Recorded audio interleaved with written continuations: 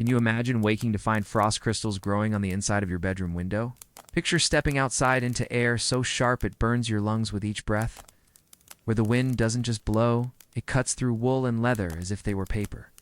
What would it feel like to know that your very survival depends not on conquering the elements, but simply on outlasting them, one frozen day at a time? Tonight, we're drifting back to the American frontier of the 1870s and 1880s, to a time when winter wasn't just a season, it was a test of human endurance that lasted for months.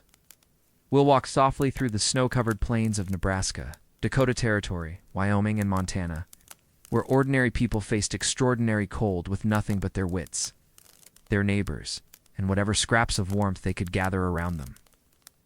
If this kind of gentle storytelling helps you rest, feel free to like the video and subscribe, but only if it truly brings you peace. And let me know in the comments where you're listening from and what time it is where you are. It's strangely comforting to see how many of us are drifting off together from different corners of the world. Now, dim the lights, maybe switch on a gentle fan for that soothing background hum, and let's settle in for tonight's quiet journey through history.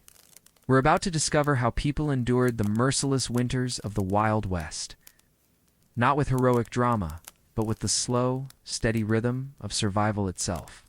The first thing you notice, before you even open your eyes, is the sound of your own breathing. Each exhale creates a small puff of vapor that hangs in the air above your face, visible even in the dim pre-dawn darkness of your cabin. The wool blanket pulled up to your chin feels stiff with cold. And somewhere beneath the layers of quilts and buffalo hide, your body has curled into itself, seeking every scrap of warmth it can find. Imagine yourself there, in a one-room log cabin somewhere on the Nebraska plains in the winter of 1876. The walls around you are chinked with mud and prairie grass, but the wind finds every gap, whistling through the spaces between logs with a sound that never stops. It's become the soundtrack of your winter, that constant, low moaning that speaks of endless cold stretching across thousands of miles of open grassland. Your feet hit the wooden floor, and the shock of cold shoots up through your legs like electricity. The floorboards, made from whatever timber could be hauled across the prairie, have gaps between them wide enough to see the frozen ground beneath the cabin. You've stuffed these cracks with rags and newspaper, but the cold seeps through anyway, patient and persistent. The rhythm of your days begins before sunrise, always the same routine born of necessity. First, you must tend the fire that has burned low through the night. The embers glow like tiny orange eyes in the darkness, and you feed them carefully with whatever fuel you have. Split logs if you're fortunate, twisted hay if you're not, or perhaps dried buffalo dung collected from the prairie during warmer months. The smell of burning dung isn't pleasant, but it burns hot and long. And you've learned not to be particular about such things. Your hands move stiffly as you coax the flames higher. Even indoors, your fingers are sluggish with cold, the joints reluctant to bend. You flex them repeatedly, trying to work feeling back into the tips, knowing that today's survival depends on your ability to grip an axe handle, thread a needle, or milk a cow with hands that often feel more like wooden clubs attached to your wrists. The water bucket by the door is solid ice, as it is every morning. You take the metal dipper and strike the surface, breaking through the crust with sharp ringing blows that echo in the small space. The sound carries in the cold air, your nearest neighbor is 3 miles away, but sometimes, the strange acoustics of winter on the plains, you can hear the faint echo of their morning routine. The distant sound of axes and hammers, and the occasional lowing of cattle. As you melt ice over the fire for drinking water and coffee, you can see your breath streaming in the cold air, even inside the cabin. The single window, made from real glass if you were lucky enough to afford it, or oiled paper if you weren't, is completely opaque with frost. Beautiful, intricate patterns of ice crystals have grown across its surface during the night. Nature's artwork that no one has time to admire. The coffee, when it finally comes, is weak and bitter, made from beans that have been stretched with chicory and roasted barley. But the hot liquid feels like life flowing back into your chest. You cup the tin mug in both hands, feeling the warmth seep through the metal into your palms. And for a moment, this simple pleasure makes the day seem possible. But the day's work cannot wait. The animals in the lean-to barn attached to your cabin are depending on you. You pull on layer after layer of clothing, a wool shirt, a cotton dress, or work pants. A heavy coat made from whatever fabric you could acquire. mittens knitted from unraveled yarn, boots that may or may not be waterproof depending on how well you've been able to patch them with grease and scraps of leather. Stepping outside is like walking into a wall of cold that takes your breath away. The air is so sharp it makes your chest ache, and your eyes water immediately, the tears freezing on your cheeks before they can fall. The wind across the open prairie is relentless, carrying snow that stings like sand, whipping around the corners of your cabin and finding every opening in your clothing. The snow beneath your feet squeaks with each step, a sound unique to truly cold snow when the temperature has dropped so low that the ice crystals themselves become hard and brittle. You've learned to read the language of snow. Wet snow that soaks through everything. Dry snow that the wind can sculpt into drifts taller than your cabin in this bitter. Squeaking snow that tells you the mercury in the thermometer has dropped below zero. Your small barn is a miracle of makeshift engineering, logs and sod and whatever boards could be scavenged, built to shelter a milk cow, perhaps a few chickens. Maybe a horse if you're prosperous. The animals huddle together for warmth, their breath creating clouds of steam in the frigid air. The cow's udder is nearly frozen, and milking becomes a delicate negotiation between your numb fingers and her discomfort. The milk steams as it hits the metal pail, and you work quickly, knowing it will begin to freeze if left in the cold air too long. The chickens, if they've survived this long into winter, have stopped laying eggs weeks ago. They huddle together in whatever nest boxes you've been able to construct, feathers fluffed out to trap warm air, beaks tucked under wings.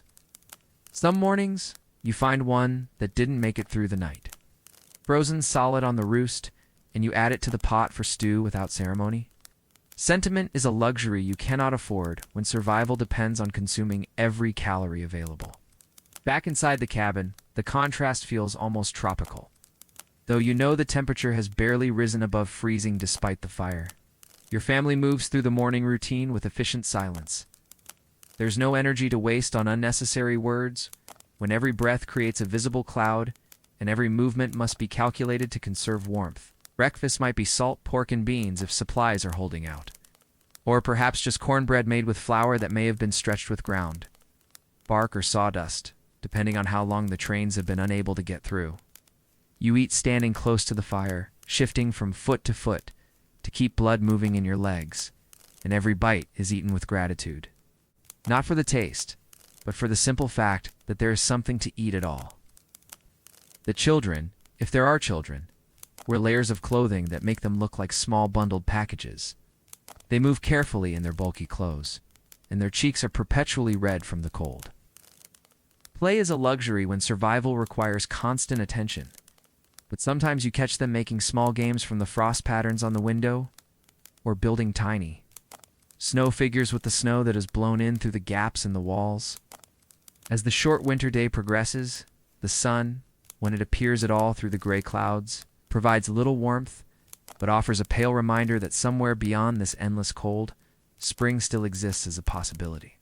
The light through the frost-covered window creates a dim, dreamlike quality inside the cabin, where every surface is touched with cold and every task requires twice the effort it would in warmer weather.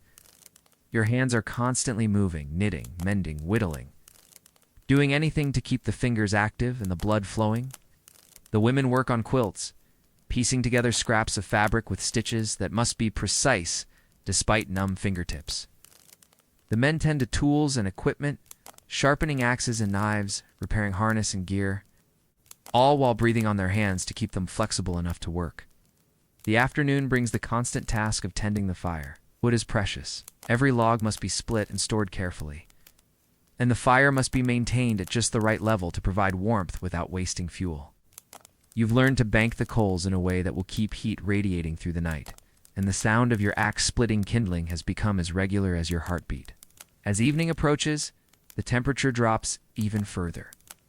The cold seems to press against the cabin walls like a living thing, seeking entrance through every crack and crevice.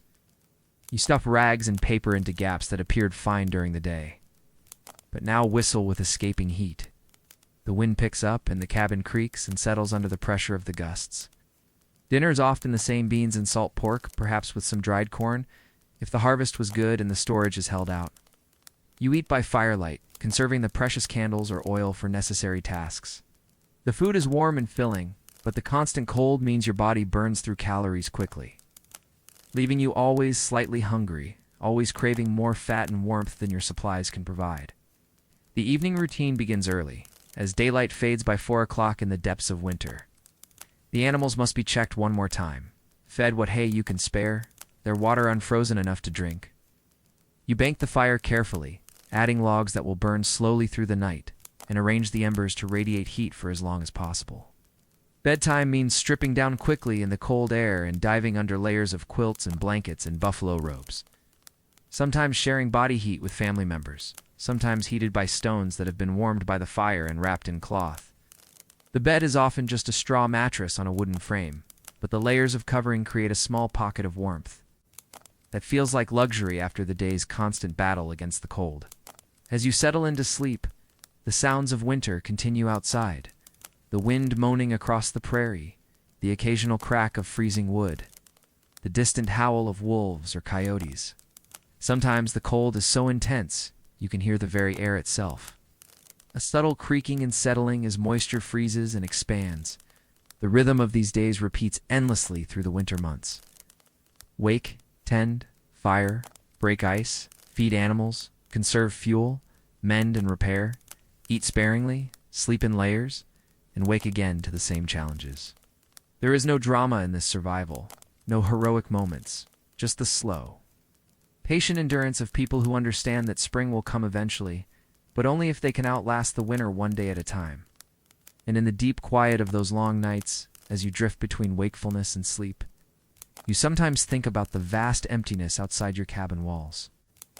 Thousands of miles of frozen prairie stretching to the horizon, dotted here and there with other small lights, other families huddled around their own fires, all of you connected by the shared understanding that you are very small in the face of the cold, and that your survival depends not on conquering winter, but on simply breathing through it, one frost-clouded breath at a time. As the sun fades behind the endless white horizon, painting the snow-covered prairie in shades of amber and rose that seem almost too beautiful for such a harsh landscape, let's shift our attention to a particular winter, particular man, and a story that echoes the experience of thousands who faced the most brutal season the frontier had ever seen.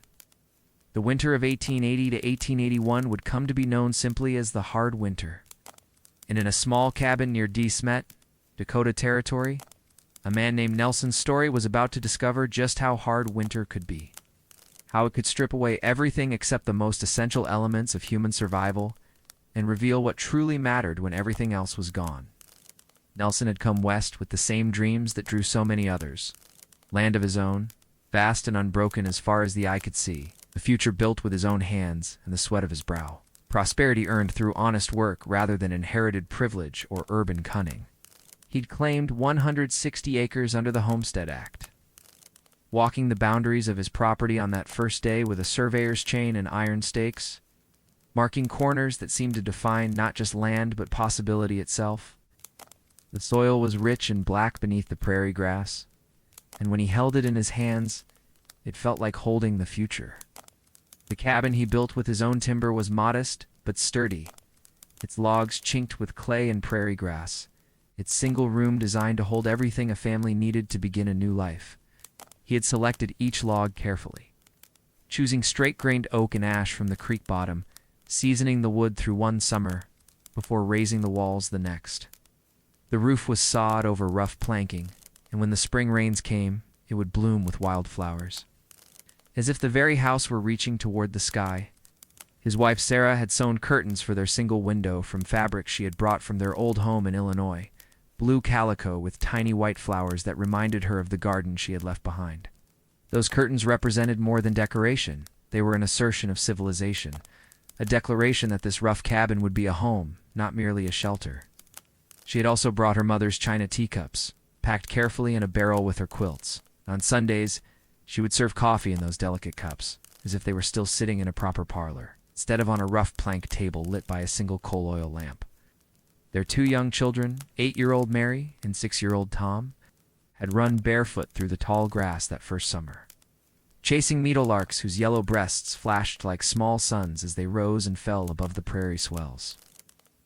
Tom collected bird eggs and unusual stones, filling his pockets with treasures that seemed magical in this vast new world. Mary helped her mother tend a small garden behind the cabin, where they grew beans and squash and pumpkins that swelled under the generous sun. The children had adapted to their new home with the easy resilience of youth, finding adventure where adults saw only hardship and isolation. The summer of 1880 had seemed to promise everything they'd hoped for and more. Nelson's first crops, wheat and corn and oats, had grown green and strong under the prairie sun, ripening into golden waves that rustled in the constant wind with a sound like distant applause. He had cut and stacked hay in neat rows, building up stores of feed for the livestock that would see them through the winter. The cellar beneath the cabin was filled with potatoes and turnips and carrots, barrels of salt pork and sacks of flour and beans. They had prepared, he thought, for anything winter might bring. But by October, the signs were troubling to those who knew how to read them. The geese flew south earlier than usual, their formations stretched across the sky and urgent. Ragged lines that spoke of some primal knowledge, some instinct that warned of danger ahead. Nelson had watched them pass overhead day after day, great dark V's moving with purposeful haste, and he had felt the first stirrings of unease. The Native Americans who sometimes traded at the settlement, Dakota and Dakota who still moved through their ancestral lands, despite the pressure of white settlement, spoke quietly of a winter that would test all things living, using words in their own languages that the settlers couldn't translate but somehow understood. The cattlemen who grazed their herds on the open range noticed their animals growing thicker coats sooner than usual, developing the heavy winter hair that usually didn't appear until December. The horses grew shaggy and seemed restless, pawing at the ground as if searching for something they couldn't find. Even the wild animals behaved strangely, rabbits staying closer to shelter, prairie dogs disappearing into their burrows earlier each day, birds gathering in larger flocks as if seeking safety in numbers. The older settlers, those weathered men and women who had survived previous hard years, began laying in supplies with an intensity that made newcomers like Nelson uneasy. Henrik Larsson, the Norwegian homesteader whose cabin lay 2 sections to the west, spent entire days cutting wood, splitting logs into pieces small enough to burn efficiently, stacking them in careful cords against the north wall of his cabin. When Nelson asked him about his urgency, Henrik had simply looked at the clear autumn sky and said, "The wind. She tells me things." "You listen to the wind, Nelson? She don't lie." Old Mrs. Patterson, the widow who lived alone in a dugout built into a hillside, appeared at the general store in town, ordering supplies that seemed excessive for one woman. Hundreds of pounds of flour, salt, beans, dried apples.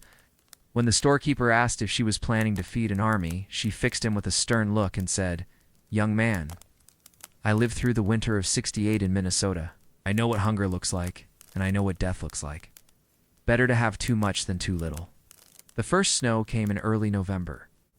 Not the light dusting that might melt by afternoon under a generous sun, but heavy, wet flakes that fell steadily for 3 days and nights, accumulating with a relentlessness that seemed almost personal, as if winter had decided to settle in and stay. Nelson stood at his window on the first morning, watching the snow fall in thick curtains that reduced visibility to just a few yards. The familiar landmarks of his property, the windmill, the barn, the fence posts that marked his pasture, became ghostly shapes that appeared and disappeared in the swirling white. When the snow finally stopped, the drifts reached the bottom sill of Nelson's cabin window, and the path to his barn had disappeared entirely, leaving only a smooth expanse of white that gave no indication of what lay beneath. The children pressed their faces to the glass, marveling at how the world had been transformed overnight. But Nelson felt a chill that had nothing to do with the temperature. This was more snow than he had expected, more than the old-timers had predicted, and it was only November. But this was just the beginning, a gentle introduction to what was coming. By December, the snow lay 4 feet deep on the level ground. The wind had sculpted it into drifts that stood 8 and 10 feet high, creating a landscape that no longer resembled the familiar prairie Nelson had known and loved. The wind seemed to have a personality of its own, howling around the cabin with voices that sounded almost human, reshaping the snow into fantastic forms that changed daily. Some drifts were carved into smooth curves like frozen waves, while others stood in sharp ridges that could cut the wind, and a man in two. The familiar landmarks that had defined Nelson's world, the lone cottonwood tree where he had often rested during summer work, the creek bed where the children had played and splashed, Even his own property markers that he had set with such care vanished beneath the white expanse as completely as if they had never existed. The world had become a place of smooth rolling curves, where once there had been distinct features, a place that seemed to belong to another planet entirely. Navigation became a matter of life and death. Men had been known to lose their way between house and barn, wandering in circles until they froze to death within sight of safety. Nelson strung a rope between his cabin and barn, checking it daily to make sure it hadn't been cut by drifting ice or blown away by the wind. That rope became a lifeline in the most literal sense, the thin thread that connected him to his livestock and, more importantly, to the possibility of finding his way home if the snow began to fall while he was doing chores. Nelson's routine became a carefully choreographed dance of survival, each movement planned and executed with the precision of a military operation. Each morning, he would dig a new path to the barn, using a shovel he kept by the door specifically for this purpose, knowing that by evening the path would be filled again with drifting snow that moved like a living thing. Constantly seeking the low places, constantly erasing human efforts to impose order on the landscape, the digging itself was exhausting work. The snow was often packed hard by the wind, requiring him to chip away at it piece by piece, and the cold made his muscles ache within minutes of beginning work. His hands, despite the heavy mittens Sarah had knitted for him, become numb and clumsy, making it difficult to grip the shovel handle. More than once he had to return to the cabin to warm his fingers by the fire before continuing. Precious time lost when every moment of daylight was needed for essential tasks. The barn itself was half buried, its roof barely visible above the drifts, and he had to climb down into it as if descending into a cave. The entrance required constant maintenance, as snow would blow in and accumulate faster than it could be removed. He built a small windbreak from old boards and canvas, but even this required daily adjustment as the wind shifted. He found new ways to deposit snow exactly where he didn't want it. His 3 cows, Bessie, the Holstein, that had been his first purchase, Daisy, the Jersey that gave the richest milk, and Mabel, the crossbred that was the most hardy, huddled together in the dim space of the barn, their breath creating a constant fog that froze on the rough wooden walls in thick layers of white frost. The barn was warmer than the outside air, but not by much, and ice formed on everything. The water buckets, the stall doors, even the animals' whiskers and eyelashes. The cows' udders required special attention, as frostbite could end their milk production permanently. Nelson would warm his hands thoroughly before milking, and he learned to work quickly, getting the milk into covered pails before it could begin to freeze. Even so, he often found ice crystals forming on the surface by the time he returned to the cabin. And Sarah would have to strain the milk carefully before they could use it. The hay he had cut and stored through the summer. Great stacks of prairie grass and timothy that had seemed so abundant in October was disappearing faster than he had calculated. Each day, he measured out careful portions for the animals. Using a scale he had improvised from a board and stones, knowing that if he fed them too little, they would die of starvation and cold. But if he fed them too much, the hay would run out before spring, with the same fatal result. It was a mathematics of survival that had no room for error, a calculation that kept him awake at night as he listened to the wind howl around the cabin. He had estimated the winter would last 5 months, from November through March. But what if it lasted longer? What if spring came late, as it sometimes did on the prairie? He had enough hay for 5 months if he rationed carefully. But 6 months would require cutting the animals' rations to a level that might not sustain them. Some nights he lay awake listening to the cattle moving restlessly in their stalls, hearing them low softly in the darkness, and he wondered which would give out first, the hay or the winter. The sound of their distress troubled him more than his own discomfort, for the animals depended entirely on his care, and their suffering was a weight on his conscience that made sleep difficult even when exhaustion demanded it. Sarah, lying beside him under quilts that never seemed quite warm enough, would sometimes reach over and touch his arm, understanding his worry without words. "They're strong animals," she would whisper in the darkness. "They'll make it. We all will." But he could hear the uncertainty in her voice, the way she spoke as much to convince herself as to comfort him. By January, the trains had stopped running entirely, the great iron horses that had seemed so powerful and unstoppable, defeated by something as simple as snow. The railroad tracks disappeared under snowdrifts that in some places were 20 feet deep, and even the powerful locomotives with their cowcatchers and snow plows couldn't push through the walls of snow that blocked the passes and filled the cuts where the tracks ran between hills. The railroad companies had tried to keep the lines open, sending crews out with shovels and even attempting to use dynamite to blast through some of the larger drifts. But for every mile they cleared, 2 more would be blocked by the next storm, and eventually they admitted defeat and suspended service until spring. The last train to reach De Smet had arrived on January 15th, carrying mail and supplies that seemed like treasures from another world. This cessation of railroad service meant no supplies, no mail, no connection to the outside world beyond the Dakota Territory. Nelson's family, like hundreds of others scattered across the territory, was entirely on their own, cut off as completely as if they lived on an island in the middle of an ocean.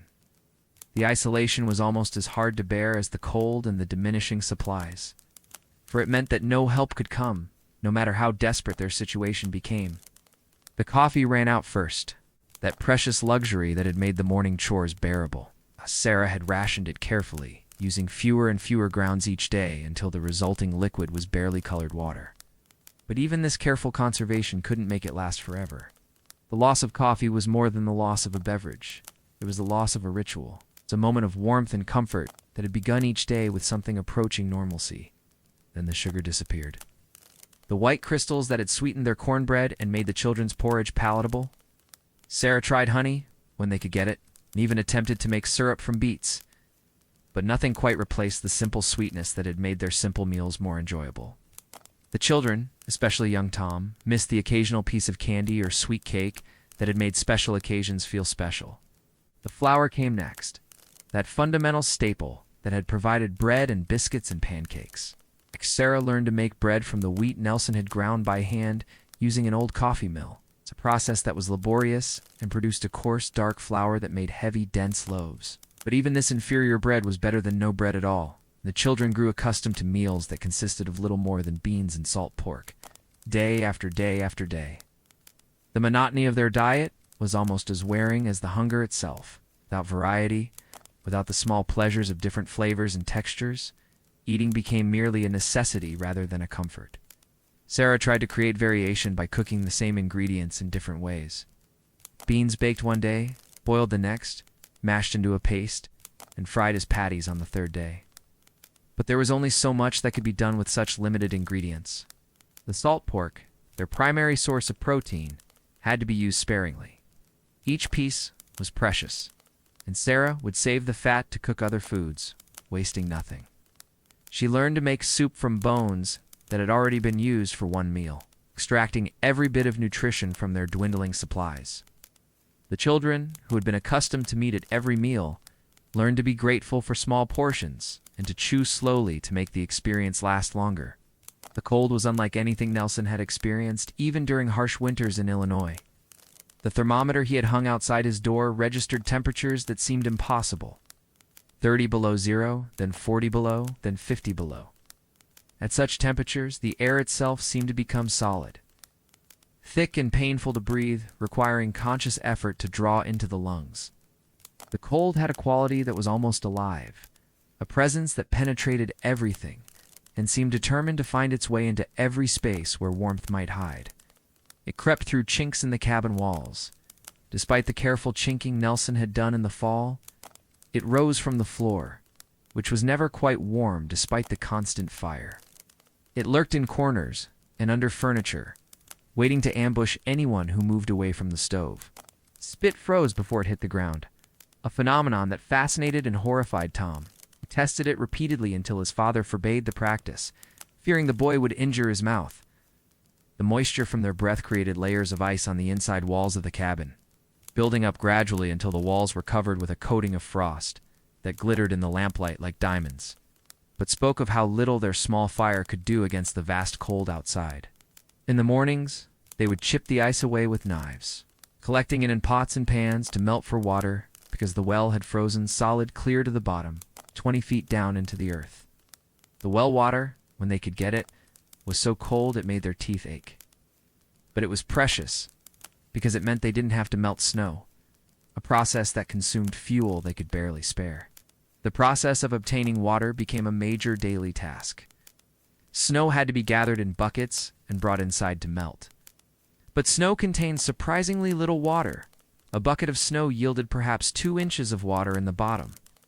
This meant that enormous quantities of snow had to be processed to meet their basic needs for drinking, cooking, and minimal washing. Bathing became a luxury they couldn't afford, both because of the scarcity of water and the impossibility of heating enough to fill even a small tub. They learned to live with the smell of unwashed bodies, with hair that grew lank and greasy, with skin that became rough and chapped, despite Sarah's carefully hoarded hand cream. Personal hygiene, once taken for granted, became another casualty of the winter's siege. The cabin itself seemed to shrink as the cold intensified. They moved their activities closer and closer to the stove, abandoning the far corners of the room where the cold gathered like a living thing. Their world contracted to a small circle around the fire, where they ate and worked and played and slept. Huddled together for warmth and companionship. In his letters to his brother back in Illinois, letters that wouldn't be delivered until spring, if then, Nelson wrote with careful understatement about their situation. The restrained language of a man who didn't want to worry his relatives or admit the full extent of his family's peril. The winter has been somewhat more severe than we anticipated, he wrote in his neat, cramped handwriting, forming the letters carefully, despite his numbed fingers. Sarah and the children are bearing up well, though we find ourselves somewhat restricted in our movements. Between the lines of such careful language lay the daily reality of a family slowly consuming everything they had managed to save. With no certainty that spring would come in time to save them, he didn't write about the nights when they went to bed hungry, or the way little Tom had grown thin and pale, or the persistent cough that troubled Sarah and seemed to grow worse each day. He didn't mention the fear that kept him awake at night, the calculations he ran over and over in his mind, how many days of food remained, how long the fuel would last, whether they could survive until April or May, when the snow might finally begin to melt. These were private terrors, not to be shared even with family members, who might worry about them but could do nothing to help. The children, 8-year-old Mary and 6-year-old Tom, adapted to their confined world with the resilience of youth. Finding ways to entertain themselves within the strict boundaries imposed by cold and scarcity, they played quiet games in the cabin's single room, building miniature houses from corn cobs and scraps of wood, creating elaborate stories about tiny families who lived in these dollhouses and faced adventures that were somehow always less dangerous than their own reality. Mary, the older child, had learned to help her mother with household tasks. Standing on a wooden crate to reach the table where she would need bread or mend clothing, her small fingers were clever with a needle, and she took pride in her ability to patch patches, making clothes last far longer than they were ever intended to. She had also become expert at entertaining her younger brother, telling him stories from memory or making up new ones when the old ones grew stale. Tom, naturally energetic and restless, struggled more with the confinement. He would pace the small cabin like a caged animal, looking longingly out the window at the snow-covered world he couldn't explore.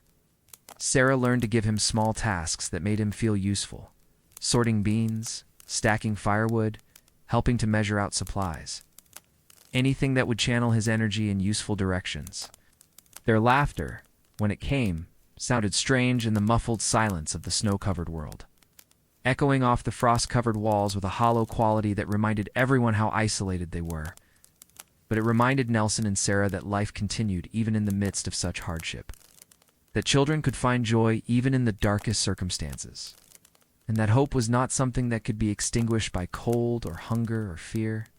Sarah's strength became the family's anchor, the fixed point around which their daily survival revolved. She rationed their supplies with mathematical precision, keeping careful records in a small notebook of every ounce of flour, every bean, every scrap of meat that passed through their kitchen. Her calculations were complex, balancing nutritional needs against available supplies, trying to stretch their food without starving anyone. She made meals from ingredients that would have seemed impossible to combine in better times. Flour mixed with ground acorns Tom had gathered in the fall. Soup made from potato peels and beef bones that had already been used twice before. Bread that was more beans than wheat, but still filled hungry stomachs. Her cooking became an act of alchemy, transforming meager ingredients into meals that not only sustained life, but occasionally even pleased the palate. In the evenings, when the day's work was done and the family gathered around the stove for warmth, she would read aloud from their single book, the Bible that her mother had given her when she married, its leather binding worn smooth by years of handling. Her voice, clear and steady, created a small island of normalcy in the vast ocean of cold and uncertainty that surrounded them. The familiar words of the Psalms and Gospels took on new meaning in their desperate circumstances. "The Lord is my shepherd, I shall not want," became not just a statement of faith, but a daily prayer for survival. "Give us this day our daily bread" was no longer a metaphor but a literal plea. The Bible stories of hardship and redemption resonated with their own experience, providing comfort and strength when both were desperately needed. Sarah also maintained the family's educational routine, insisting that Mary and Tom continue their lessons despite everything else that was happening. She had brought a few books from Illinois, a reader, a simple arithmetic book, a collection of poetry, and she used these to maintain some semblance of normal childhood development. In the afternoons, when the light was best, the children would sit at the table with their books, while Sarah worked nearby. The sound of reading voices, another assertion of civilization against the wilderness outside. The neighbors, when they could reach each other at all, shared what little they had with a generosity that spoke to the best of human nature. Old Henrik, the Norwegian homesteader 2 sections over, appeared at Nelson's door one February morning like a figure from a winter fairy tale. Covered in snow from head to foot, icicles hanging from his beard, carrying a sack of dried fish that his wife had prepared the previous summer. Henrik's journey to reach Nelson's cabin had been an epic of determination and endurance. He had walked for hours through snow that was often waist-deep, following a route he had memorized by landmarks that were now buried. Twice, he had become disoriented and had to backtrack, using the wind direction and the position of the sun to find his way. When he finally reached the cabin, his face was so frostbitten that Sarah had to warm it gradually with cool water before he could speak clearly.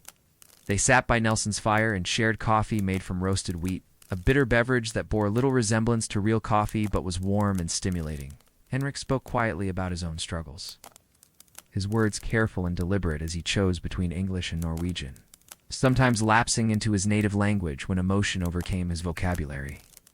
He told them how he had lost one of his horses to the cold, when the animal had somehow gotten out of the barn during a blizzard and been found frozen solid the next morning. The loss was devastating, both emotionally and practically, as the horse had been essential for spring plowing. He was now feeding his remaining animals the thatching from his roof, pulling out the straw and prairie grass that had been meant to provide insulation, gambling that he could replace it before next winter. His wife, Ingrid, had sent along not just the dried fish, but also a small pot of pine needle tea, a remedy she had learned from her grandmother in Norway. The tea was rich in vitamins that could help prevent scurvy, a disease that had claimed several lives during hard winters in the old country.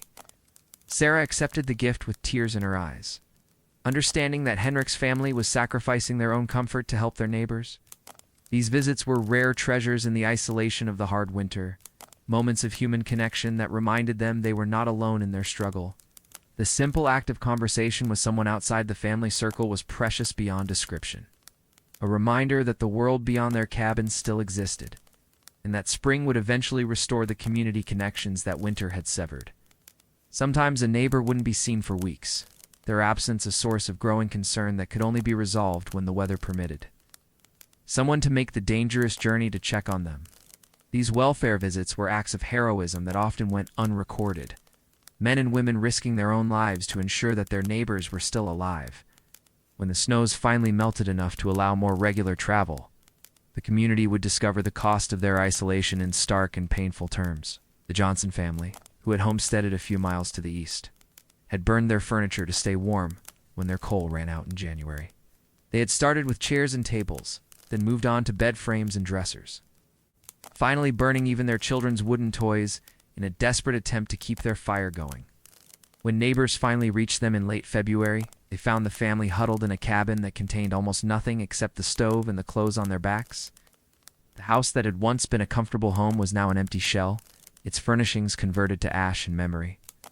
But the family was alive, and in that winter, mere survival was counted as victory.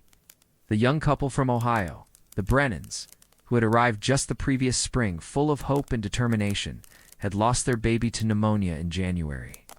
The infant, barely 6 months old, had developed a cough that grew worse despite Martha Brennan's desperate nursing.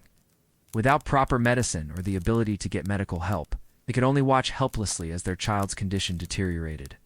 They had buried the tiny body in a makeshift grave behind their cabin, wrapped in Martha's best shawl, but the ground was frozen too hard to dig properly.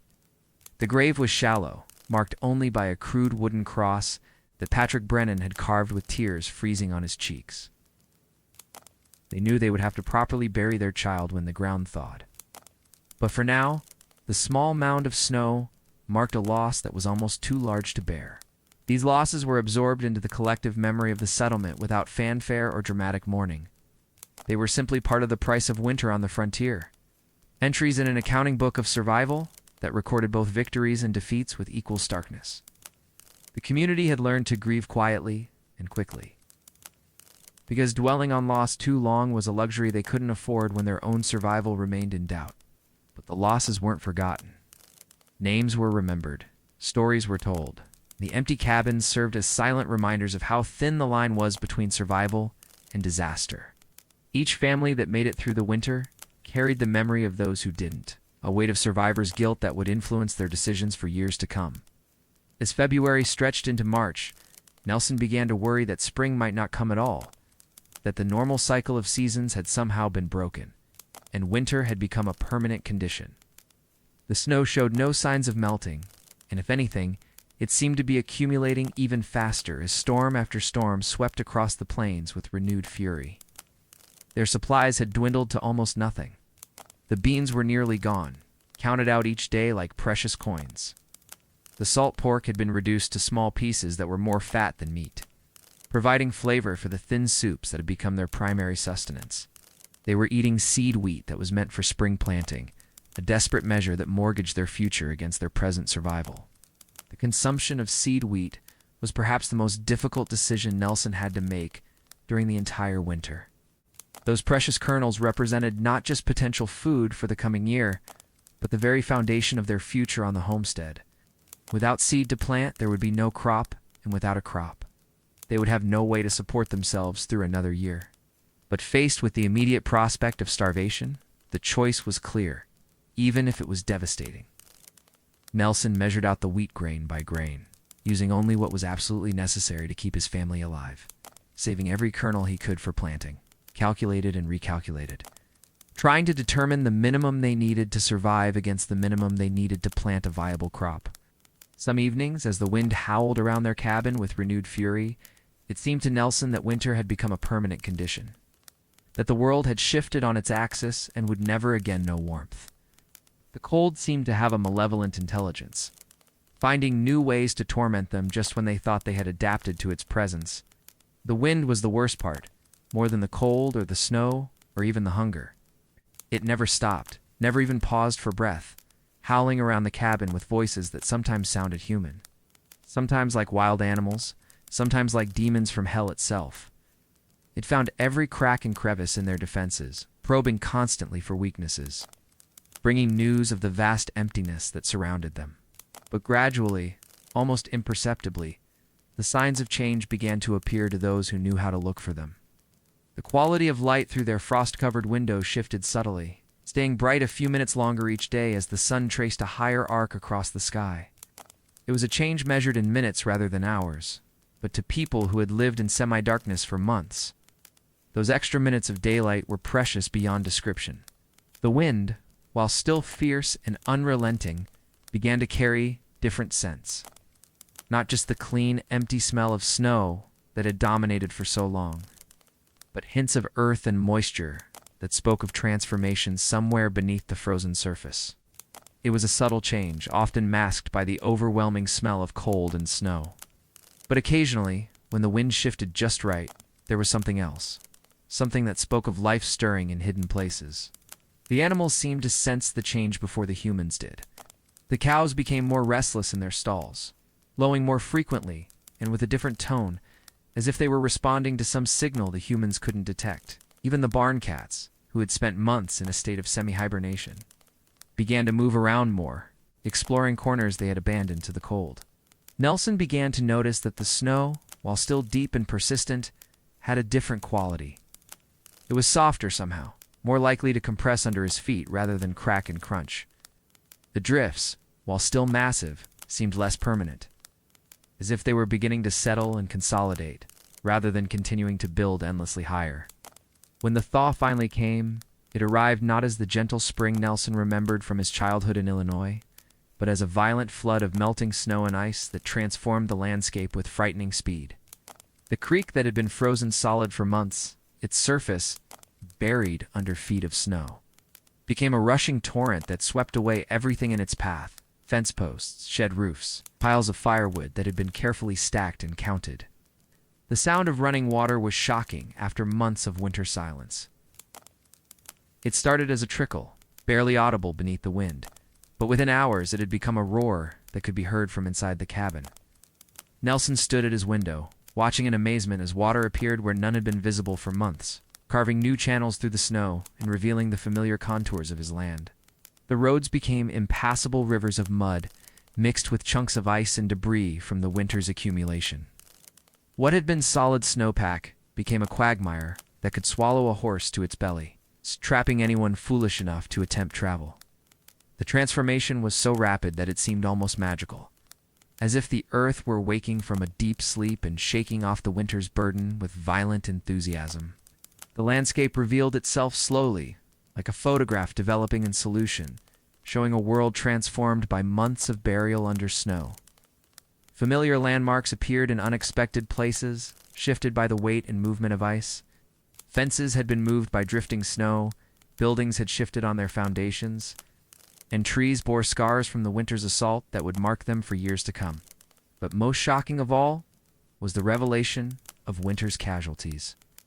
As the snow melted, it revealed the bodies of animals that had died during the worst storms, cattle that had wandered from shelter and frozen, wild animals that had succumbed to starvation, and domestic animals like chickens and pigs that had somehow escaped their shelters and paid the ultimate price for their freedom. The dead animals had to be disposed of quickly before they could contaminate water sources or spread disease. It was grim work. It was made more difficult by the muddy conditions and the emotional weight of seeing the winter's toll laid out so starkly. Each carcass represented a loss not just of property, but of hope, a reminder of how close they had all come to joining the ranks of winter's victims. Nelson and his family survived the hard winter, but they were changed by it in ways both obvious and subtle. The children had grown thin and quiet, aged beyond their years by months of privation and constraint. Mary, once a chatterbox, who filled the cabin with constant conversation, had learned to speak only when necessary, conserving energy like everything else in their survival equation. Tom, previously a bundle of endless energy, moved more slowly and seemed to tire easily, his natural exuberance dampened by the winter's harsh lessons. Sarah had developed a persistent cough that would trouble her for years to come, a legacy of breathing cold air and living in close quarters where illness spread easily.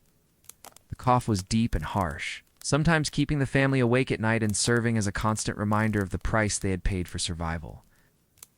Despite various remedies, pine needle tea honey when they could get it, steam from boiled water, the cough persisted, becoming part of who she was. Nelson himself found that he looked at the world differently now, always calculating, always planning for the next winter. It never again trusting in the simple abundance of summer. The easy confidence he had felt during that first golden summer on the homestead was gone, replaced by a hard-earned wisdom about the precarious nature of life on the frontier. He had learned that prosperity could vanish overnight, that careful preparation was the difference between life and death, and that the prairie, for all its beauty, was not a forgiving place. The experience had aged him visibly. His hair had grown gray during the winter months, and lines had appeared around his eyes and mouth that spoke of months spent squinting against wind and snow, of nights spent lying awake worrying about supplies and survival.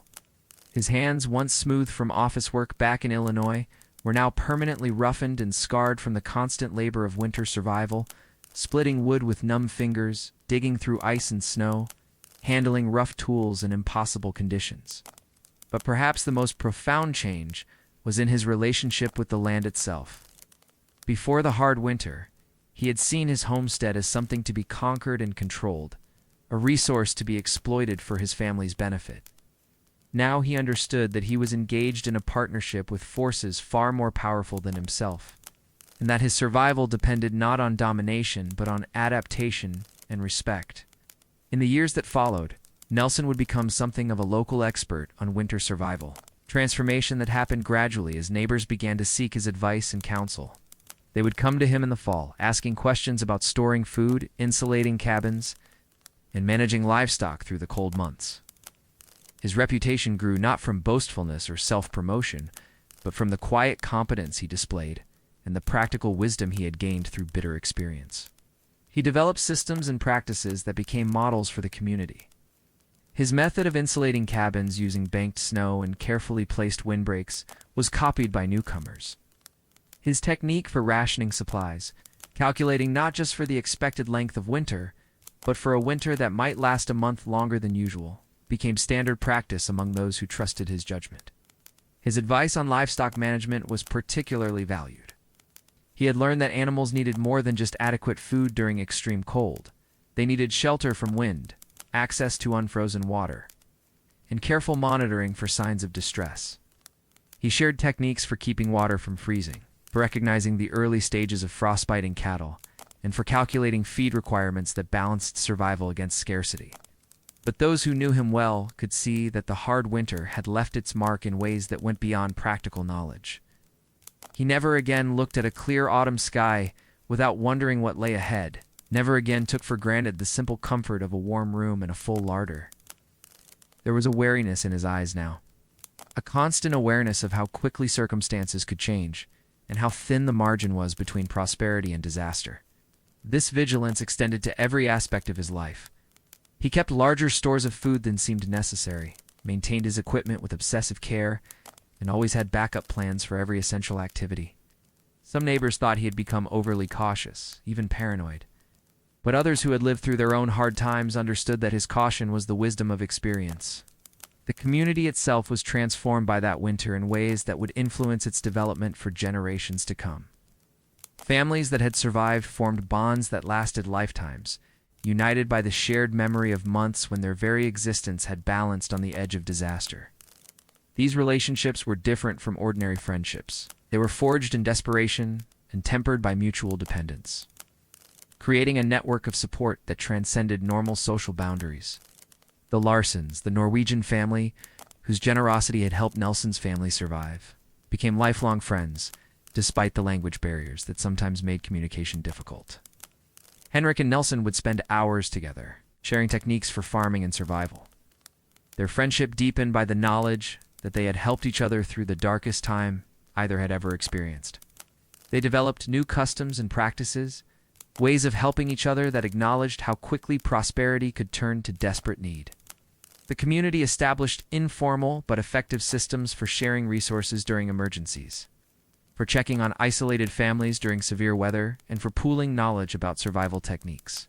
One such practice was the winter visiting system that developed in the years following the hard winter.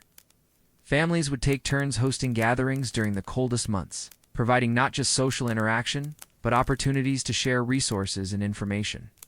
These gatherings served multiple purposes.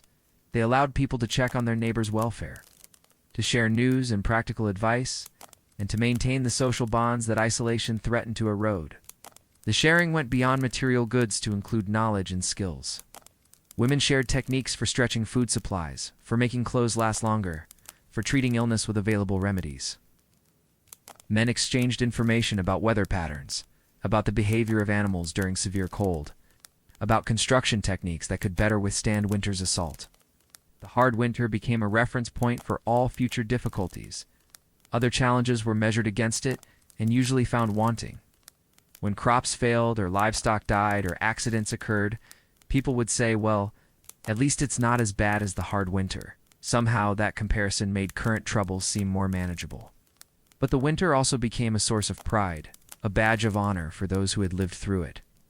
Survivors would identify each other with subtle references and shared understanding. Members of an exclusive club whose membership requirements had been survival itself. Children born after the hard winter would grow up hearing stories about it, tales that seemed almost mythical in their extremity, but were vouched for by parents and neighbors, who bore the visible and invisible scars of that experience. The settlement's physical development was also influenced by the lessons of the hard winter. New buildings were constructed with better insulation and more effective heating systems. Barns were built closer to houses with covered walkways when possible. Root cellars were dug deeper and lined more carefully. Every aspect of frontier construction was examined and improved based on what had been learned during those terrible months. The community also developed better systems for communication during emergencies. A network of signal fires was established, allowing isolated homesteads to communicate basic information about their status during severe weather. Simple codes were developed. 1 fire meant all was well. 2 fires indicated the need for assistance. 3 fires meant urgent help was required. These improvements weren't dramatic or revolutionary. They represented the accumulated wisdom of a community that had learned from near disaster. Each small change was based on specific memories of problems encountered during the hard winter. Practical solutions to challenges that had almost proved fatal. Years later, when Nelson was an old man sitting by a comfortable fire in a well-built house, a house that incorporated every lesson he had learned about winter construction, he would sometimes catch himself listening to the wind and remembering those months when every gust carried the possibility of death. The sound of wind around the eaves would transport him instantly back to that small cabin where his family had huddled together, measuring out beans one by one and wondering if spring would come in time. But more often, he remembered the quiet strength of his family, the way Sarah had maintained her dignity and grace even in the worst circumstances, the resilience of his children, who had found ways to laugh even when hunger gnawed at their bellies. He remembered the unexpected kindness of neighbors like Henrik Larson, who had risked his own life to share what little he had. He remembered the way ordinary people had found extraordinary reserves of endurance. When faced with nature's most severe test, the memories weren't all dark. There had been moments of unexpected beauty, the way morning light filtered through frost-covered windows, creating patterns that seemed designed by an artist, the profound silence that followed a blizzard. When the world seemed to hold its breath in wonder at its own transformation, the warmth that seemed to radiate not just from their fire, but from their closeness to each other, the way extreme circumstances had stripped away everything non-essential and revealed what truly mattered. He remembered Christmas morning when they had awakened to find that Sarah had somehow managed to create small gifts for the children. Dolls made from scraps of fabric for Mary, a wooden horse carved from a piece of firewood for Tom. The gifts were simple, almost to the point of crudeness, but the children had received them with a joy that expensive toys could never have inspired. That Christmas had taught them all that happiness didn't depend on abundance, but on love and hope and the determination to find meaning even in the darkest circumstances. Sarah, gray-haired now, and still fighting the cough that had never entirely left her, would join him by the fire on winter evenings, and they would sit in comfortable silence, each lost in their own memories of that terrible and transformative time. Sometimes she would reach over and take his hand, and he would feel again the strength that had sustained their family through those months of trial. "We were lucky," she would sometimes say, though they both knew that luck had had little to do with their survival. They had survived through preparation, determination, mutual support, and sheer stubborn refusal to give up. But Sarah's use of the word lucky encompassed more than just survival. They had been lucky to face the crisis together. Lucky to have neighbors who cared about their welfare, lucky to discover reserves of strength they hadn't known they possessed.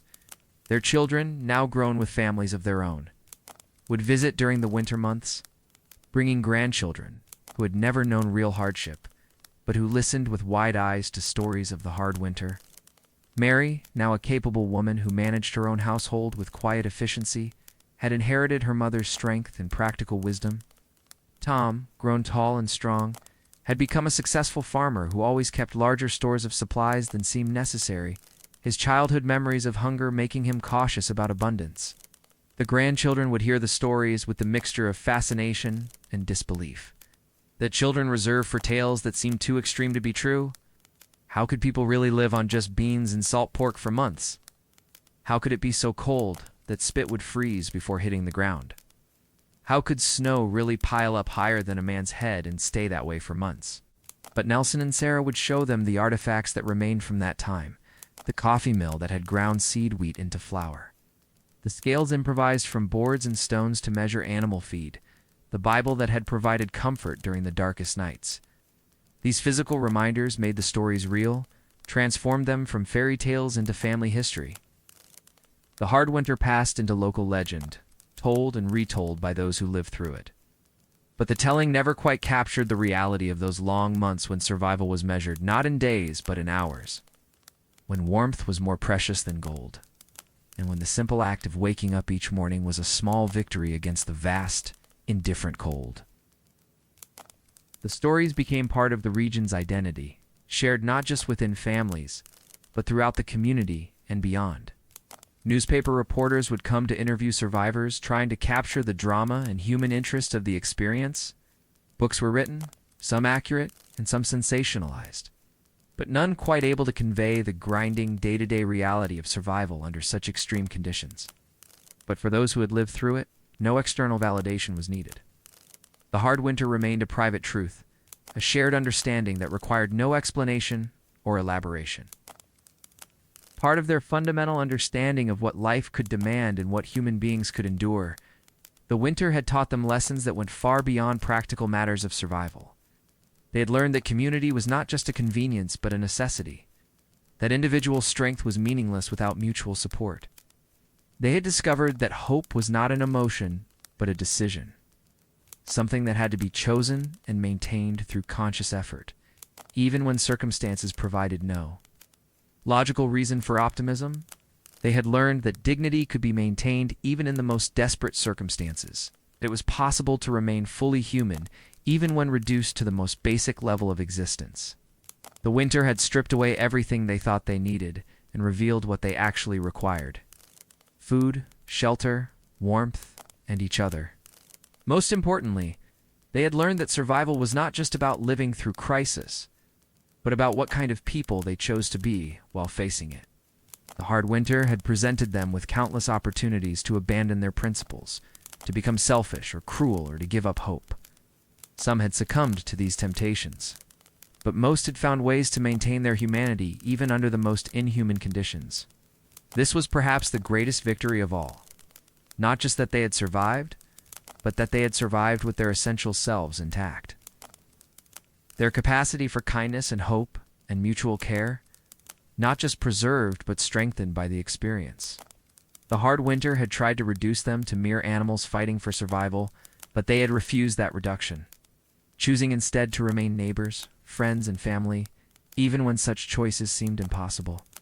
As Nelson sat by his fire in his comfortable house, surrounded by the prosperity that had come in the years following the hard winter, he understood that the terrible winter had been more than just a trial to be endured.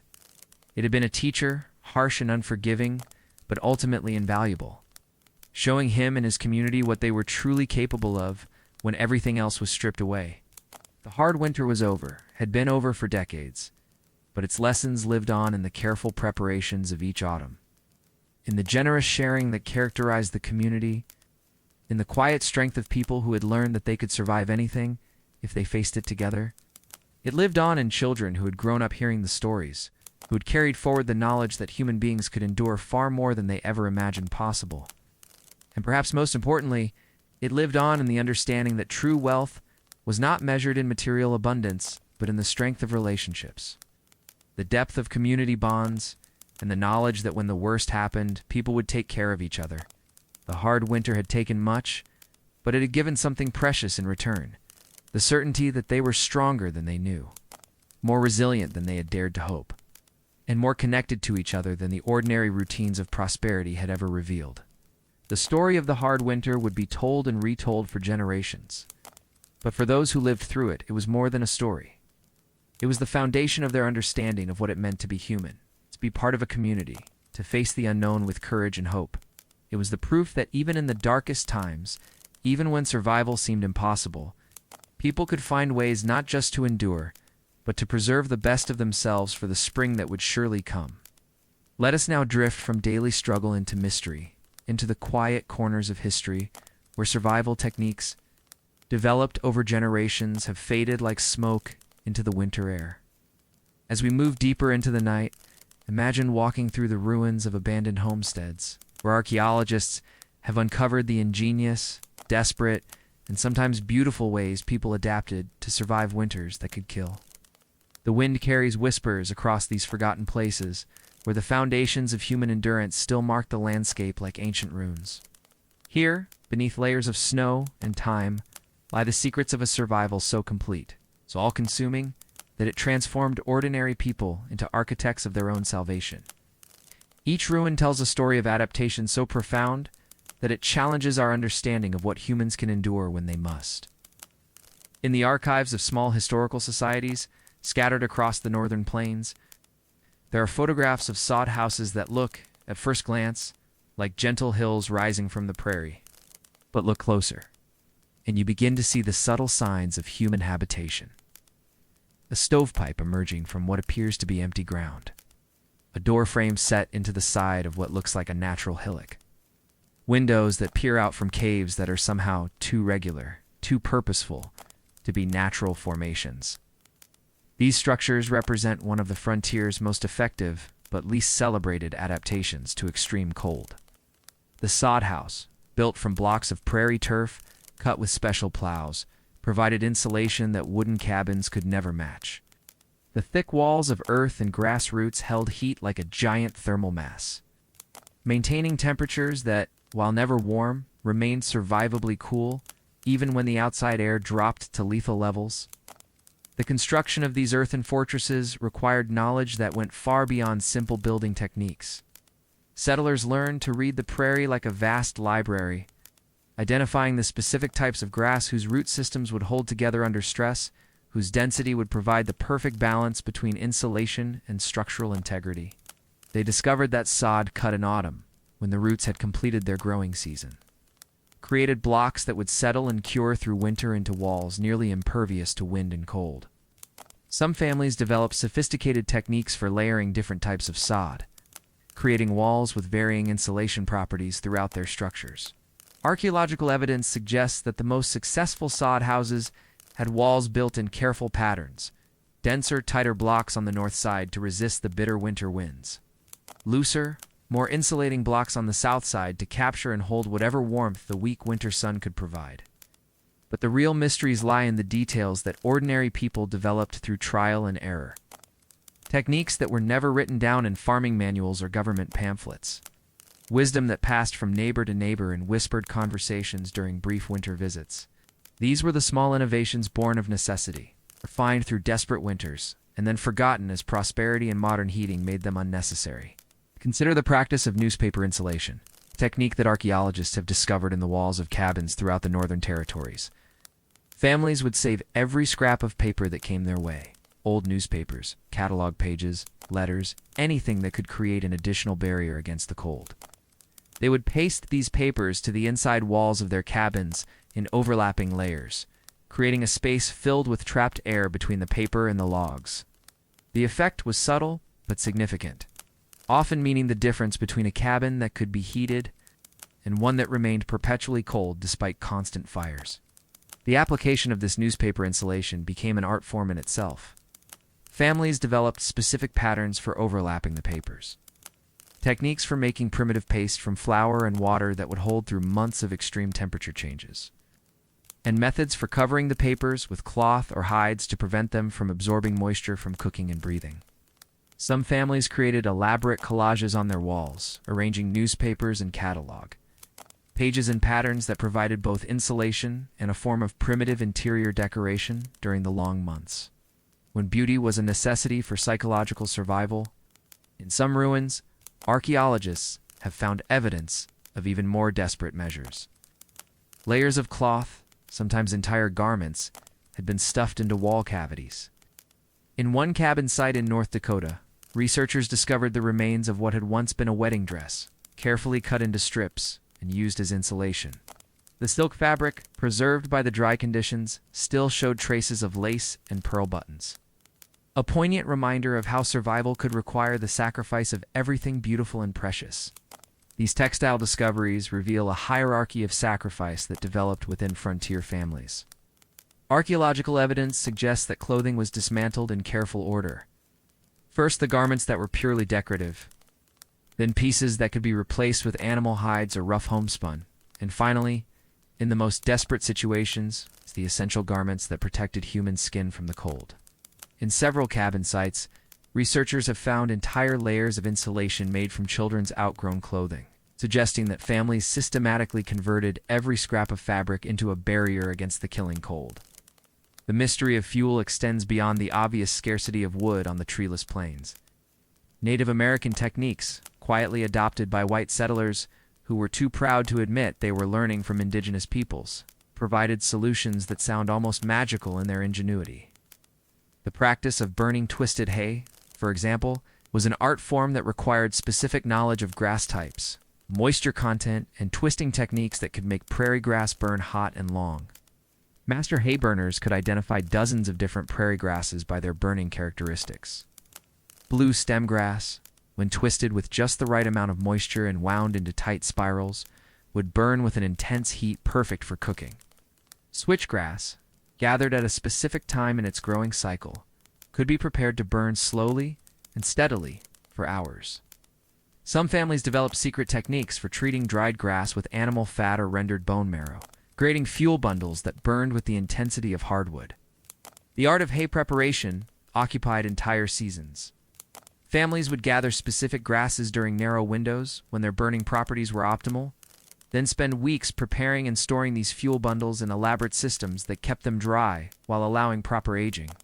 Archaeological evidence suggests that some families built special storage structures, partially underground chambers lined with stones and roofed with sod, where hundreds of prepared fuel bundles could cure through autumn and remain available throughout winter.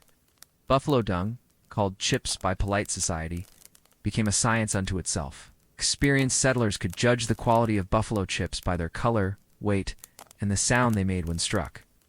Fresh chips burned hot but fast, while older, weathered chips burned with a steady, even heat that was perfect for cooking. The best chips were those that had aged for exactly the right amount of time, dried by sun and wind until they achieved the perfect balance of combustibility and burn time. The collection and preparation of buffalo chips developed into elaborate family enterprises. Children learned to identify prime chips from distances of hundreds of yards, reading the subtle signs of moisture content, age, and composition that determined burning quality. Families developed tools specifically for chip gathering, special scoops and baskets that kept their hands clean while allowing efficient collection. Some families built dedicated chip storage areas with sophisticated ventilation systems that allowed continued drying while protecting the fuel from rain and snow. In the archaeological record, there are tantalizing hints of survival practices that have been almost entirely lost. Excavations of cabin sites reveal small underground chambers, carefully lined with stones, that seem to have no obvious purpose. Some historians believe these were ice cellars that worked in reverse during winter. Spaces where the natural insulation of the earth could keep stored food just warm enough to prevent total freezing, creating a natural refrigeration system that kept supplies usable throughout the long months when hunting and gathering were impossible. These underground storage systems represent some of the most sophisticated engineering found on the frontier. Archaeological evidence suggests that families dug these chambers to precise depths, calculating the exact point where earth temperature would remain stable regardless of surface conditions. Some chambers show evidence of elaborate ventilation systems, carefully designed air shafts that allowed just enough circulation to prevent spoilage, while maintaining optimal storage temperatures.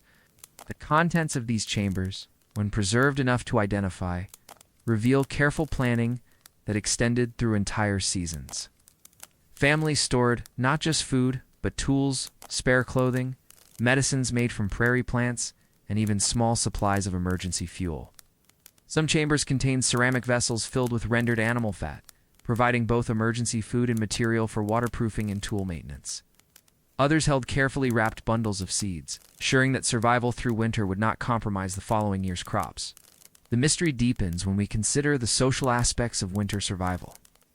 Letters and diary entries from the period hint at practices that were never fully explained, customs that developed within isolated communities and died with the people who created them.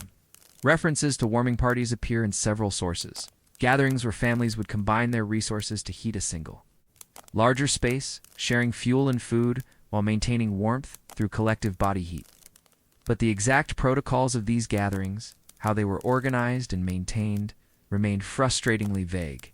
Archaeological evidence suggests that these warming parties were more elaborate and systematic than casual references indicate. Some cabin sites show evidence of temporary wall modifications, places where internal walls could be removed to create larger spaces, or where additional heating systems could be quickly installed to support larger groups. Excavations have revealed networks of cabins connected by underground passages, allowing families to move between structures without exposure to deadly cold. The logistics of these gatherings required sophisticated planning. Families had to coordinate food supplies, fuel resources, and sleeping arrangements for groups that might include dozens of people. Archaeological evidence suggests the development of detailed protocols for sharing resources, rotating responsibilities, and maintaining sanitation in crowded conditions. Some sites show evidence of temporary structures built specifically for these gatherings, large communal spaces that could be quickly erected and heated for short periods. There are whispered stories, preserved in oral histories collected decades later from elderly survivors. Families who developed their own secret languages during the long winter months, confined to single rooms for weeks at a time. Some households created elaborate systems of gesture and expression that allowed communication while conserving the breath that created visible clouds of moisture in the frigid air. Children would later recall their parents conducting entire conversations through subtle movements of hands and eyes, saving their voices for only the most necessary words. These communication systems developed into sophisticated nonverbal languages. Archaeological evidence suggests that some families carved symbolic marks into wooden surfaces, creating reference systems for their gesture languages. Survivors described elaborate storytelling traditions conducted entirely through movement and expression. Epic tales that could unfold over weeks without a single spoken word. The silence itself became a survival tool. Families learned that excessive talking increased moisture in already humid cabin air, contributing to dangerous ice formation on walls and windows. They developed techniques for communicating essential information through the subtlest gestures, saving their voices for emergencies or the rare moments when the warmth was sufficient to make speech comfortable. The archaeological evidence suggests that some families developed remarkably sophisticated systems for maximizing the heat from their fires. In cabin ruins, researchers have found networks of channels carved into the floors connecting the fireplace to other areas of the room. These channels, covered with flat stones, allowed heated air to circulate beneath the living space, creating a primitive but effective radiant heating system. The knowledge required to design and build such systems suggests a level of engineering skill that developed through desperate innovation. These heating systems reveal understanding of thermodynamics that rivals modern engineering. Some cabin sites show evidence of heat exchangers built into chimney systems, devices that captured waste heat from smoke and redirected it back into living spaces. Families learned to build fires in specific patterns that maximized heat production while minimizing fuel consumption, creating controlled burns that could maintain warmth for hours with minimal feeding. The most sophisticated systems included thermal storage elements, networks of stones and earth that absorbed heat during peak burning periods and radiated warmth long after fires burned down to coals. Some families built their entire living spaces around these thermal mass systems, creating microclimates that could sustain human life even when outside temperatures dropped to levels that would normally mean certain death. Perhaps most mysteriously, there are references in several sources to a practice called stone warming that went far beyond the simple heated stones placed in beds. Some families apparently developed elaborate systems of rotating heated stones through their living spaces, creating networks of thermal mass that could maintain warmth for hours after the fire burned low. The stones were wrapped in specific materials, wool, leather, sometimes even paper, and moved through the cabin in patterns that maximized heat distribution while minimizing heat loss. These stone warming systems required careful selection of stone types. Families learned to identify rocks that would absorb and hold heat without cracking, stones that would maintain temperature for specific periods, and materials that could be safely heated without releasing dangerous gases. Some families developed specialized tools for handling heated stones, tongs and carriers that allowed safe movement of thermal mass weighing hundreds of pounds. The wrapping materials for heated stones became another frontier science. Families experimented with different fabrics and hides, learning which materials would transfer heat slowly and safely, which would prevent burns while maximizing thermal benefit. Some wrapped stones were designed to provide heat for specific body parts. foot warmers with special shapes, hand warmers that could be carried during essential outdoor work, bed warmers that could keep a sleeping person alive through the coldest nights. The mystery of winter communication extends beyond individual families to entire communities. How did scattered homesteads, separated by miles of impassable snow, maintain contact during the worst storms? There are hints in the historical record of signal systems, arrangements of poles or cloths that could be seen from great distances, coded messages that could be read by those who knew the system. But the details of these communication networks, if they existed, were never formally recorded. Archaeological evidence suggests that some communities developed sophisticated visual communication systems. Excavations have revealed tall posts positioned at specific intervals across the landscape, placed to be visible from multiple homesteads. Some of these posts show evidence of attachments for flags or cloths, suggesting coded message systems that could relay information across vast distances. The signals themselves apparently carried complex information. Oral histories mention systems that could communicate everything from medical emergencies to weather warnings to requests for assistance.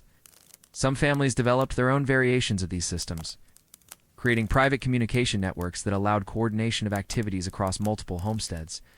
In the deeper mystery of adaptation, we find evidence that some frontier families borrowed more extensively from Native American practices than they ever admitted in their letters or diaries.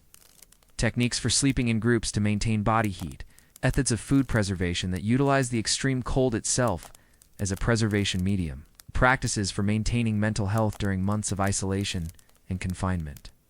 All of these show influences that suggest a quiet exchange of survival knowledge between cultures that were officially in conflict. Archaeological evidence reveals the extent of this cultural exchange. Cabin sites show indigenous construction techniques integrated with European building methods, creating hybrid structures that combine the best survival strategies from both traditions.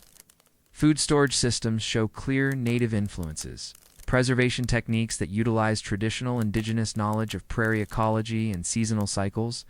The psychological survival techniques show perhaps the strongest indigenous influence. Practices for maintaining mental health during isolation, methods for structuring time during months of confinement, and techniques for preserving community bonds across long separations. All show elements that suggest direct learning from Native American communities, who had survived prairie winters for generations.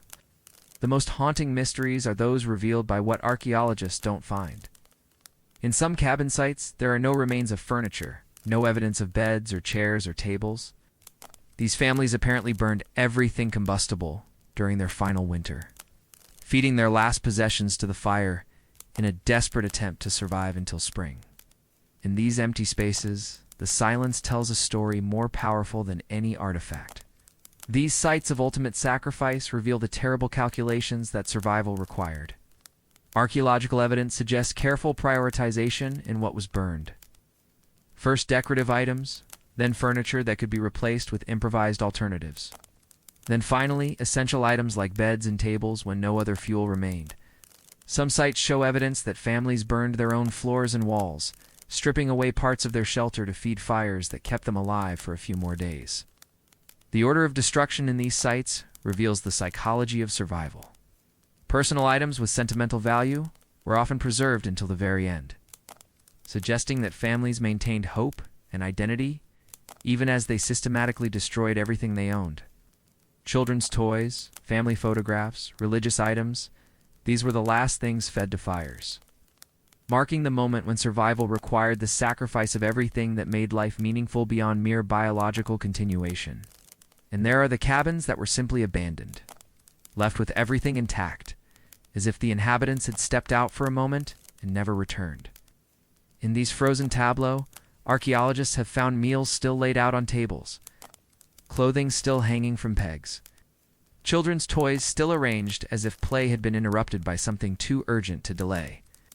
These sites speak to the thin line between survival and surrender, two winters that tested human endurance beyond its breaking point. These abandonment sites preserve moments of decision that reveal the ultimate limits of human endurance. Some show evidence of careful preparation for departure, food packed, essential items gathered, fires safely extinguished. Others suggest sudden flight, doors left open, fires still burning when snow covered everything, possessions scattered as if families had moments to choose between survival and death. The mystery of these abandonments extends beyond individual tragedies to larger questions about the limits of human adaptation. Some sites suggest that families reached points where continued effort would have meant certain death, where the only rational choice was to attempt desperate journeys to find help. Others seem to mark moments when people simply chose to stop fighting, when the cost of survival exceeded their capacity to continue. The mystery extends into the realm of the psychological, to the techniques people developed for maintaining sanity during months of confinement. There are references to winter crafts that went beyond simple utilitarian work, elaborate projects that served no practical purpose except to occupy the mind during the endless hours, when survival required only waiting. Some families created intricate decorative objects from scraps of material, carved elaborate designs into wooden objects, or developed complex storytelling traditions that could stretch a single tale across multiple evenings. These psychological survival techniques represent some of the most sophisticated aspects of frontier adaptation. Archaeological evidence suggests that families developed elaborate systems for structuring time during confinement, creating artificial seasons and celebrations that provided psychological anchors during months when external reality offered no variation or hope. The crafts themselves became forms of meditation and mental discipline. Families learned to work with whatever materials were available, transforming scraps of cloth into elaborate quilts, carving kitchen utensils into works of art, creating toys and games that could occupy children for weeks. Some families developed writing systems, creating elaborate journals and stories that served both as entertainment and as ways of preserving their experiences for future generations. The storytelling traditions that developed during these winter confinements created entire universes of imagination that helped families transcend their physical circumstances. Archaeological evidence suggests that some families created elaborate props and costumes for storytelling, transforming their cabins into theaters where epic tales could unfold night after night. These stories often incorporated elements of their own survival experiences, creating myths and legends that help them understand and cope with their extraordinary circumstances. As we drift through these mysteries of adaptation and survival, we are reminded that the frontier was not just a place of individual heroism, but a vast laboratory where human ingenuity was tested against the most severe natural conditions. The solutions that emerged were often beautiful in their simplicity, tragic in their necessity, and now largely lost to history. The winter wind that still blows across the northern plains carries the whispers of these forgotten techniques, these lost arts of survival that helped ordinary people endure extraordinary cold. The legacy of these survival techniques extends beyond their immediate practical applications to reveal fundamental truths about human adaptability and resilience. The people who developed these methods were not experts or specialists, but ordinary families forced by circumstances to become innovators and engineers. Their solutions reveal capacities for creativity and endurance that challenge our assumptions about human limitations. The beauty of these adaptations lies not just in their effectiveness, but in their integration of practical necessity with aesthetic sensibility and psychological insight. Even in the most desperate circumstances, frontier families found ways to preserve dignity, beauty, and hope. Their survival techniques were not just about staying alive, but about remaining human in circumstances that threatened to reduce existence to mere biological function. In the deep quiet of archaeological sites, where foundation stones mark the places where families once huddled through brutal winters, there is a sense of presence, of lives lived with an intensity that prosperity has made unnecessary. The mystery is not just what these people did to survive, but how they maintained their humanity, their connections to each other, and their hope for spring in the face of such relentless testing by the natural world. These sites serve as monuments to human endurance and creativity, marking places where ordinary people achieved extraordinary adaptations to impossible circumstances. The techniques they developed represent a lost knowledge base, an accumulated wisdom about survival that modern comfort has rendered unnecessary, but which reveals profound truths. It's about human potential when survival depends on innovation and endurance. The whispers that carry across these ancient homestead sites speak not just of survival, but of transformation, of ordinary people who discovered capacities they never knew they possessed, who created beauty and maintained hope in circumstances that would defeat most modern attempts at endurance. Their legacy challenges us to understand survival not just as a biological imperative, but as an art form that requires the integration of practical skill, creative intelligence, and spiritual resilience. In these forgotten corners of history, we find evidence that human adaptation extends far beyond simple biological survival to encompass the preservation of culture, creativity, and hope, even under the most extreme conditions. The mystery of winter survival on the frontier ultimately reveals the mystery of human nature itself. Our capacity to endure, adapt, and transform even the most hostile environments into places where human life and dignity can flourish. As we near the end of our quiet journey through winter on the frontier, let us turn our attention to a different kind of shelter, a different experience of the same merciless cold. While families like Nelson's counted their dwindling supplies and fed their last furniture to the fire, others found ways to cushion themselves against winter's edge, creating islands of warmth and comfort in the vast sea of cold that covered the American West. Picture, if you will, the grand stone mansion of William Palmer in Colorado Springs, its windows glowing golden in the winter darkness of 1881. Inside, gaslight-illuminated rooms paneled in imported walnut, where oriental carpets covered floors warmed by coal furnaces that burned steadily day and night. Palmer, the railroad baron who founded the city, sat in his leather-upholstered chair before a massive fireplace, reading telegrams from the east while his household staff prepared dinner with ingredients shipped in specially heated railroad cars that could push through snowdrifts that stopped ordinary trains. The contrast was not lost on Palmer himself, who understood that his comfort depended on the same railroad lines that brought supplies to isolated settlements. When those lines could run at all, but his wealth provided buffers that most settlers could never imagine. When coal ran short in the public areas of Colorado Springs, Palmer's private cars could travel to the mining camps in the mountains, returning with fuel that kept his furnaces burning, while others rationed their heat carefully through the long winter nights. In Denver, the mining millionaires who had struck silver in the high mountains created their own version of winter luxury. The Brown Palace Hotel, opened in 1892, boasted steam heat throughout its 9 stories, electric lighting powered by the city's first power plant, and dining rooms that served oysters shipped from the Atlantic coast in specially insulated cars. Guests could enjoy champagne and imported delicacies while blizzards raged outside, their comfort dependent on supply chains that reached back to the industrial cities of the East. But even wealth could not entirely escape winter's reach. The very wealthy learned that comfort was fragile, dependent on systems that could fail. When the railroad lines were blocked for weeks at a time, even the grandest mansions began to feel the pinch of scarcity. Coal deliveries stopped, imported foods ran out, and the wealthy found themselves learning lessons in conservation that their money had previously made unnecessary. Mrs. Augusta Tabor, wife of the Silver King Horace Tabor, wrote in her diary during the severe winter of 1884 about the strange experience of rationing. Coal in her grand home in Leadville. "We have closed off the 3rd floor entirely," she noted, "and the servants have been moved to rooms nearer the kitchen fires. It is remarkable how quickly one learns to treasure warmth when it becomes precious rather than assumed." The military installations scattered across the frontier represented another form of institutional privilege in the face of winter hardship. Fort Laramie in Wyoming, Fort Robinson in Nebraska, and dozens of other army posts were supplied by government contract, with provisions that were supposed to see them through the winter months. But even these official outposts were not immune to the realities of frontier winter.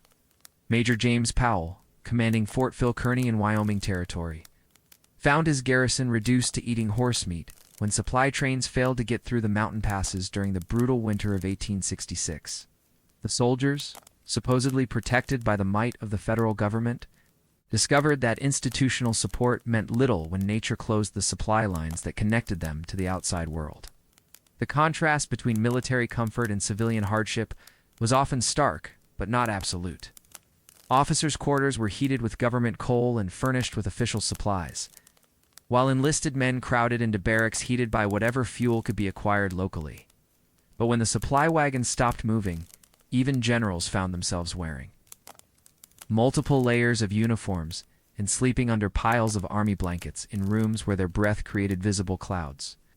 In the railroad towns that sprouted along the transcontinental lines, a new form of frontier aristocracy emerged. Men who controlled the flow of goods and people across the vast western distances.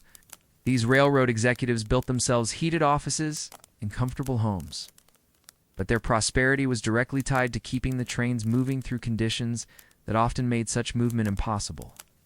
Charles Francis Adams, president of the Union Pacific Railroad, spent the winter of 1881 in his luxurious private car, traveling between snowbound stations to personally oversee the efforts to keep the lines open. His car was heated by its own coal stove, fitted with comfortable sleeping quarters, and stocked with provisions that would have fed a frontier family for months. Yet even Adams found himself stranded for days at a time, his mobile palace becoming a prison, when the forces of nature proved stronger than the forces of commerce. The cattle barons who ran vast ranches across the northern plains represented perhaps the most interesting intersection of wealth and vulnerability during harsh winters. Men like Granville Stewart in Montana and Conrad Kohrs in the same territory had built empires based on the free grass of the open range. But winter could destroy years of accumulated wealth in a matter of months. The winter of 1886 to 1887, known as the Great Dup, taught these cattle kings that even vast wealth could not protect against the mathematics of cold, snow, and starvation. Stewart, who had lived like a lord in his grand ranch house, watching over herds that numbered in the tens of thousands, found himself reduced to counting the frozen carcasses that emerged from the melting snow of spring. His comfortable mansion, with its imported furniture and well-stocked wine cellar, suddenly felt like a monument to hubris in the face of natural forces that recognized no human hierarchy. The mining camps in the high mountains created their own peculiar aristocracies, where the owners of successful claims could afford to have supplies packed in by mule train, even when the costs became astronomical. In Leadville, Colorado, at an elevation of over 10,000 feet, winter was not just cold, but thin-eared and brutal. The wealthy mine owners built themselves heated offices and comfortable homes, but they were islands of warmth in a landscape where workers lived in drafty cabins and tents, burning whatever they could find to stay alive. The social dynamics of these contrasts were complex and often unstable. Wealth provided insulation against cold, but it also created dependencies that could prove fatal when systems failed. The wealthy needed servants to maintain their comfort, but those servants needed to be housed and fed, creating obligations that could become burdensome when resources grew scarce. Some wealthy families found themselves sharing their hoarded supplies with their workers, not from generosity but from the practical understanding that their own survival depended on maintaining the loyalty of those who kept their fires burning and their food prepared. In the territorial capitals, Cheyenne, Helena, Bismarck, government officials lived in relative comfort, heated by public funds and supplied through official channels.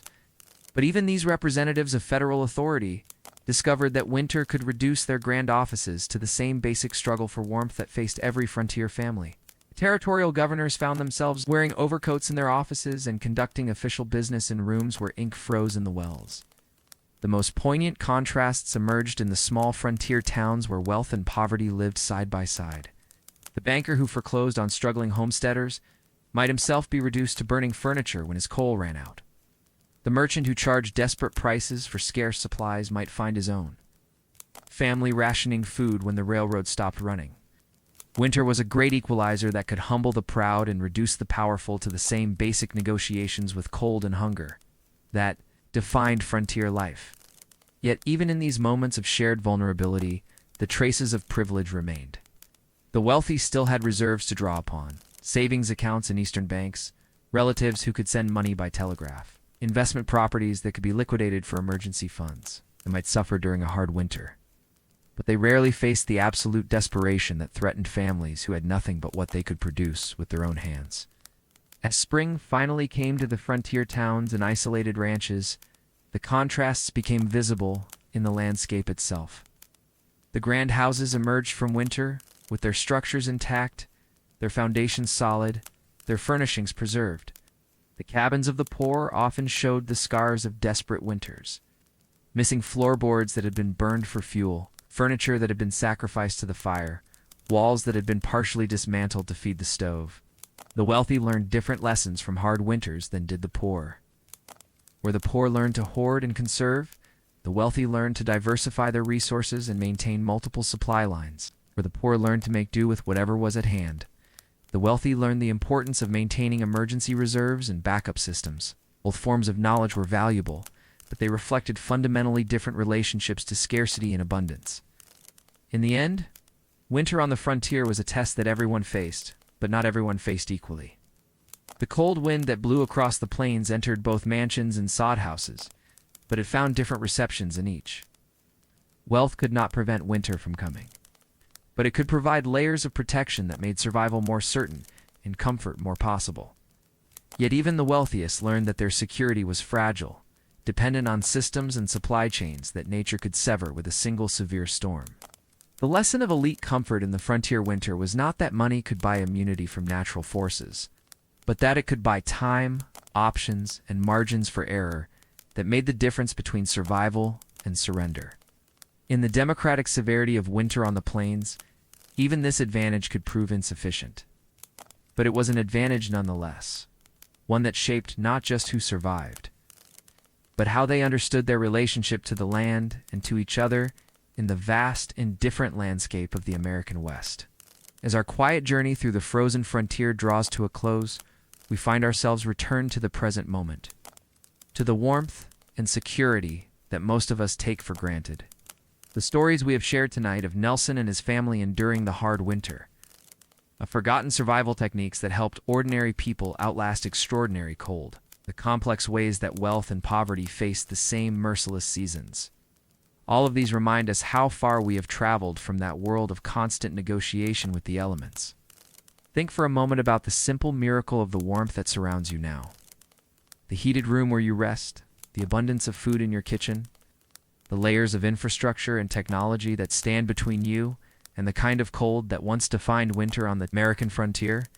These comforts, which seem so natural and permanent, represent generations of human ingenuity and social cooperation that have gradually built barriers between us and the raw forces of nature. Yet there is something to be learned from those who endured the brutal winters of the Wild West, something that speaks to the quiet strength that emerges when survival requires nothing more complex than patience, endurance, and the willingness to wake up each morning and begin again the simple tasks that sustain life. In their careful rationing of fuel and food, in their attention to the subtle signs of weather and season, in their understanding that comfort was a luxury and warmth was a treasure, they possessed a clarity about what truly mattered that our abundance sometimes obscures. The rhythm of their days, tend the fire, break the ice, feed the animals, mend what is broken, share what little you have, created a kind of meditation on survival that was both profound and practical. They knew things about cold and warmth, about scarcity and abundance, about the way communities form when individual survival depends on collective endurance, that we have largely forgotten in our heated, connected, abundant world. Tonight, as you settle into sleep surrounded by the gentle warmth of modern comfort, you might take a moment to appreciate the simple miracle of steady heat, of abundant food, of medical care that can heal the illnesses that once proved fatal during hard winters. You might feel grateful for the infrastructure that connects you to resources from around the world, for the layers of civilization that stand between you and the kind of elemental struggle that defined life on the frontier. But you might also carry with you something of the quiet strength of those frontier families, their understanding that survival often requires nothing more dramatic than the patient repetition of necessary tasks, their knowledge that community emerges naturally when people share common challenges, their appreciation for simple pleasures, a warm fire, a hot meal, the sound of wind outside walls that hold. Sleep approaches. Let yourself drift on the memory of their endurance, their quiet dignity in the face of hardship that would challenge any of us. The winter wind that once howled across the plains still blows, but now it blows over landscapes dotted with warm lights, heated homes, and people who have inherited the gifts of those who simply refuse to surrender to the cold. Rest now in the knowledge that you are connected to that long line of human persistence, that somewhere in your blood runs the memory of ancestors who knew how to endure, how to wait for spring with patience and hope, how to find warmth in each other when the world seemed determined to freeze them into stillness. The stories we have shared tonight were not stories of heroes, but of ordinary people doing what had to be done, one cold day at a time, in their patient endurance, in their quiet strength, in their understanding that survival was not about conquering winter, but about outlasting it. They left us gifts of perspective that can warm us still, long after the last frontier cabin has crumbled back into the prairie soil. Sleep well, warmed by their memory, and know that spring always comes, eventually, to those who have the patience to wait for it.